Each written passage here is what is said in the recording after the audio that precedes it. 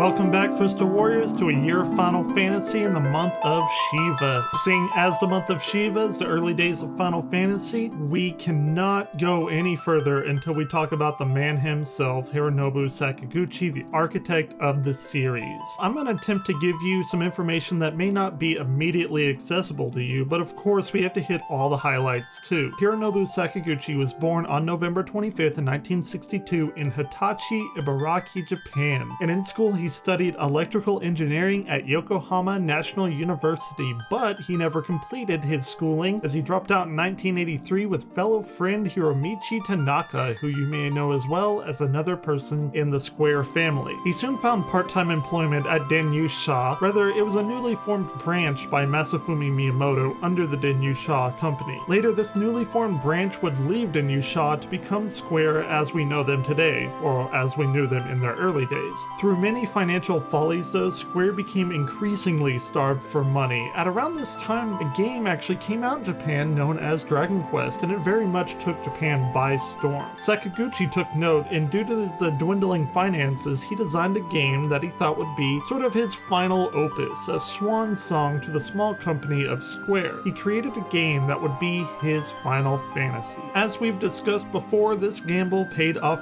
big time, as we all know. Little though did he know that Final Fantasy would span no less than 15 proper sequels at the time of this recording and more than 100 spin-offs that in and of themselves are very high quality. He kept in mind in the beginning that this series should stand on its own apart from the already massive hit franchise of Dragon Quest. As the years went on, after the fourth Final Fantasy, he was actually promoted to Executive Vice President of Square. The fourth game also ended the exclusivity with Nintendo consoles. He drove Square to push developments of more than just games and gameplay, but to incorporate stunning visuals. This ambition, his vision of these massive visuals, could not be performed on Nintendo platforms due to their commitment to cartridges, so the difference in philosophies paved the path to a new system, one that would allow the visual breathtaking cutscenes that he wanted. That system was the Sony PlayStation. The first Final Fantasy game to appear on the PlayStation was Final Fantasy VII. Maybe you've heard of it. It's a little game where he contributed to the design and the story. That game would be one of, if not the most influential console RPG in history. So at this time, Square was rolling out their games, massive hit after massive hit. After the next few sequels came out, he tried his hand at becoming a film director, sort of a fully realized version of the stunning visuals that he wanted to incorporate into the games, fully embracing what he pushed for with the move to PlayStation. This time though, lightning did not strike twice. He allocated much of Square's assets to an ambitious project called Final Fantasy: The Spirits Within, in which he was the director, and the movie bombed. It bombed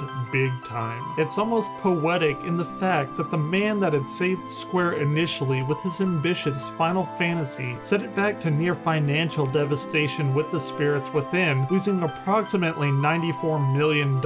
He stepped down from his position to vice president, which actually put the company in even more financial jeopardy. Through these actions, the unthinkable actually happened. To recuperate the losses and save the company, only one avenue appeared to save them from devastation. In 2003, a merger with the longtime enemy Enix saved the company and gives us the company that we know today, Square Enix. After which he would go on to create Mistwalker Studios, which produced a few RPGs such as Blue Dragon and Lost Odyssey for the Xbox 360. Lost Odyssey would return him to form, but perhaps too little too late. In January of 2010, he released another fantastic game on the Wii known as The Last Story, further proving his skills in the industry. As of now, this was his final commercial game in the RPG industry. He resides in Hawaii and has taken up surfing of all things. The most recent announcement made though was that in 2016 they were going to form a new studio known as Dawnwalker. Details are scarce at the moment of this recording with what relation it has to Mistwalker Studios. Regardless, I hope I can speak for all of us when I say